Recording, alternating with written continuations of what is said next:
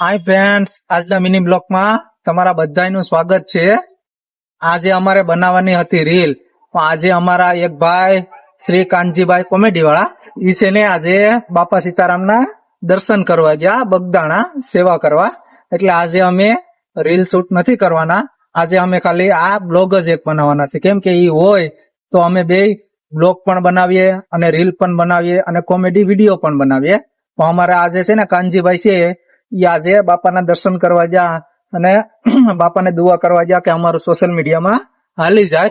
તો ઈ કાનભાઈ નથી આજે, તો ઈ બગદાણા ગયા એટલે આજે હું એકલો છું. તો આજે મેં એકલા એ મિની બ્લોગ બનાવ્યો. આજે વરસાદ પણ જો મિત્રો, આ વાતાવરણ જોઈ લ્યો, બધું આખું છે ને ટ્રેન્ડિંગમાં છે. જોવો મિત્રો, વરસાદ આવવાની ફૂલ તૈયારી છે. અને જોવો મિત્રો, આજે મને એમ લાગે કે આજ અમારા જિલ્લાનું કેવાયસી થઈ ગયું હશે ગીર સોમનાથનું. એટલે છે ને આજે મને એમ લાગે કે રાતે વરસાદ આવશે.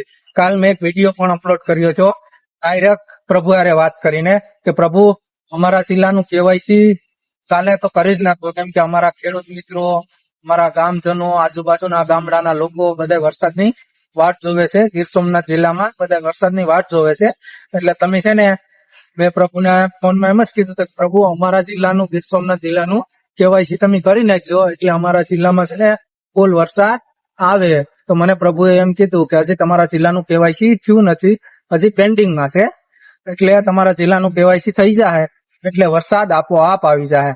હું કહું પ્રભુ વાંધો નહીં, તો વરસાદ તો આવવાનો છે ને? તો કે હા, તું ઈ ચિંતા કરમાં, વરસાદ તો આવશે જ. વરસાદ નહીં આવે એવું નહીં.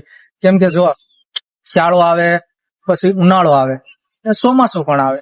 એટલે પ્રભુ કે વરસાદ તો આવશે જ. ઈ ઉપાધિ કરતા નહીં કે વરસાદ નહીં આવે, કેવાયસી થઈ જાય એટલે વરસાદ આવી જાય. થેન્ક યુ મિત્રો, આજનો મિની બ્લોક અહીંયા પૂરો થાય છે.